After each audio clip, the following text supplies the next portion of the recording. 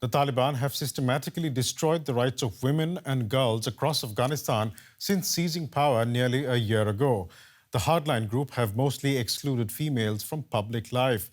They have ordered women to cover themselves from head to toe. They have denied them representation in the cabinet, and they routinely torture and threaten women.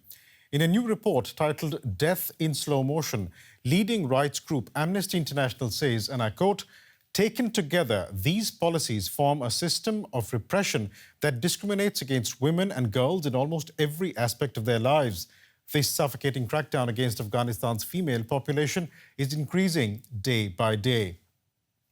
The most visible part of this crackdown is in Afghanistan's schools, where girls can be seen only up to the primary level. The Taliban have forbidden them from studying further. It's a diktat that's crushing dreams every day. It's been more than 300 days since Alaha and Elhama have been forced to study at home. The sisters have been waiting for their secondary schools to reopen, but their wish has not come true. Every girl's allowed to school and they will education, but that's not true now. I don't understand. Only primary school girls are allowed to go to school under the Taliban. While the regime keeps saying secondary schools will reopen, teachers believe it's just an empty promise intended to keep women and girls quiet, a view shared by the UN. Afghanistan is the only country in the world where girls are banned from going to high school. Women are restricted from working outside the home, except for a few sectors and particular roles. There are no women in cabinet, and there's no Ministry of Women's Affairs, effectively removing women's right to political participation. The Taliban has also ordered women to cover themselves from head to toe and told them they can only leave home with a male relative. According to the latest report by human rights watchdog Amnesty International, women who protested against Taliban rules were threatened, detained, and tortured. They also reported forced, early, and child marriage. And the magnitude and severity of these rights violations are increasing month by month. It's been 344 days since the Taliban took power. And for most Afghan women and girls, almost every one of these days has brought a deterioration in their rights, their condition, and their social and political status. Stuck at home, Alaha and Elhama do chores regularly, a scene that the Taliban want to see most. But every day like this is a reminder to the sisters that life is not in their hands anymore. And joining me now for more is Pashtana Durrani. She's Executive Director of Learn Afghanistan, a non-profit focused on girls' education and health.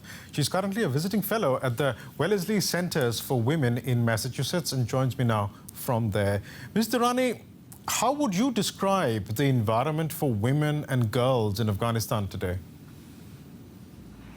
Well, for starters, the public space for women in Afghanistan has been shrinking. Everything that you would say that was an access to freedom or rights right now has been disabled or has been erased from the society of Afghanistan.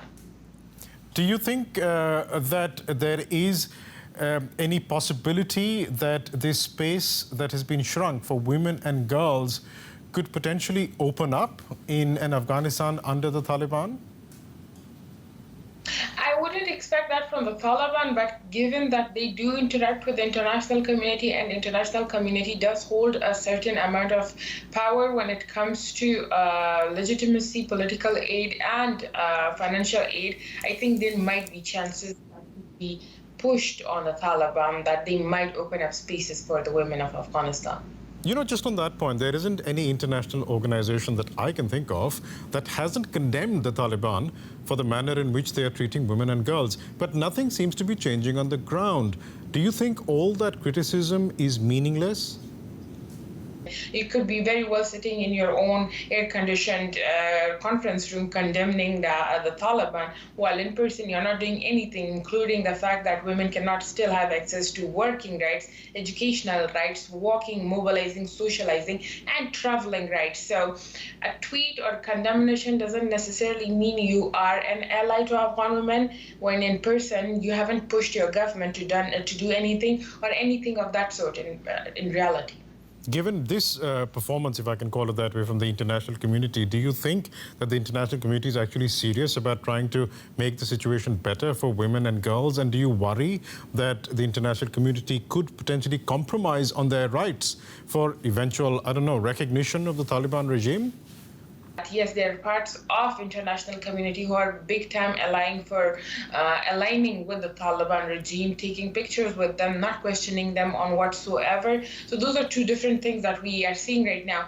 But we do see that there are opposing forces like the European Union Commissioner who questioned the Taliban. Every time they kept on tweeting, he kept on quoting those tweets and kept on asking, when will the schools open? When will the women go back to work? But then at the same time, we see UN Representative Deborah Lyons, who was in Afghanistan, kept on taking pictures with them, kept on being lenient for a whole year without asking results. So those are two different things, but that is happening in the international community. What should the international community be doing to get the results that everybody wants?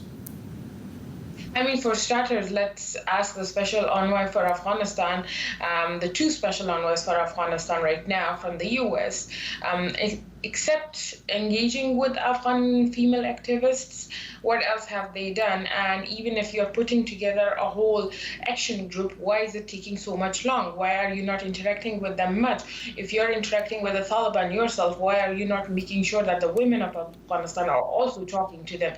Those are all different things that they could be doing right now, but instead, I see all the tweets, I see them interacting with the Taliban, I see the fact that everyone is trying to warm up to the Taliban and trying to make sure to work with them as allies, instead of thinking that they're erasing not only the 50% of Afghanistan, which is the women and the girls, but also people who work in civil society, also people who have worked in the workforce or in the army or in the police. Anything that wouldn't align with the Taliban are under threat right now. Do you think Afghan women themselves have been marginalized when it comes to dealing with the rights that concern them and the other girls and women that are left in Afghanistan, that they are not being able to deal with the Taliban directly and the international community is doing it for them? I mean, yeah, let's look at it like this. An Afghan American with an US passport can go back home. You can see that on Twitter. There are a lot of women doing that right now, FYI. And they can interact with the Taliban, actually. And they are protected under that passport. Whereas any woman who carries an Afghan passport or has actively worked up until the last year is under a different, is seen under a different lens. She's not welcomed the same way. She's not talked to the same way. She's not interacted with the same way. She's not protected under the same laws or the same privileges, I would say. So those are two different things. Yes, Afghan women who carry the Afghan passport right now are definitely marginalized. They're not interacted with. And those family members who are left behind are also under the same threat. They're not seen as important enough politically to interact with. I'd like to talk about an area that you have worked in quite a lot, girls' education. And you talked about 50% of the population, at least it was 50% of the population that are women in Afghanistan, or at least used to be. What does it mean for Afghanistan's future if women and girls don't have access to quality education in the fields of medicine and science, for instance? Afghanistan right now, if they had a grade 12 graduate in the past 1 year, they would be enrolled in a midwifery school this year, and they will be graduating in the next 2 years. In the next 2 years, you will see the Afghan population growing, but you won't see a midwife meeting that requirement. In the next 5 to 8 years, you won't see a special doctor or specialist doctor to meet that demand, but the population will continue to grow. In the next whole decade, you will see that we will need accountants, we will need teachers, we will need doctors, we will need engineers, we will need every sort of workforce that is needed, but you will not see that we will be meeting the requirement because there will be a break of the circle and there won't be enough graduates graduating from these programs. So we won't be meeting our quota for the needs of the population. Pashtana Durrani, we'll have to leave it there for the time being, but great having you on the program. Thank you so much for sparing your time for us. Of course, thank you for having me. As we have heard, the Taliban has effectively banned girls from going to secondary school, but they're still allowing younger females to be educated. We went to a school for nomadic children in the east of Afghanistan to hear how the girls there are faring and also what they expect from the future. In this mobile primary school, many girls are studying hard. They cannot take education for granted as a Kuchi nomad and now as a female under the Taliban rule. We have a tent school here. Hundreds of Kuchi girls like me study here. The Taliban will only allow girls to study until the 5th grade. That means none of them will be able to get the academic qualifications needed to go on to higher education, dimming their prospects of success, and also defeating the aims of the founder of the school. Our goal was to bridge the gap that remained due to the Kuchi nomadic lifestyle. Both boys and girls receive education, and makeshift schools also move with them. The tents have adapted to their wandering lifestyle.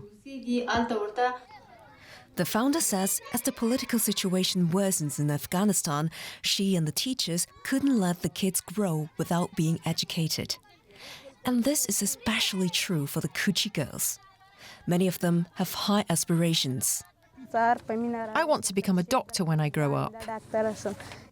But unless the Taliban lifts restrictions on female education, there's no chance that this girl or any of those at the nomadic school and the millions across Afghanistan will be able to fulfill their dreams.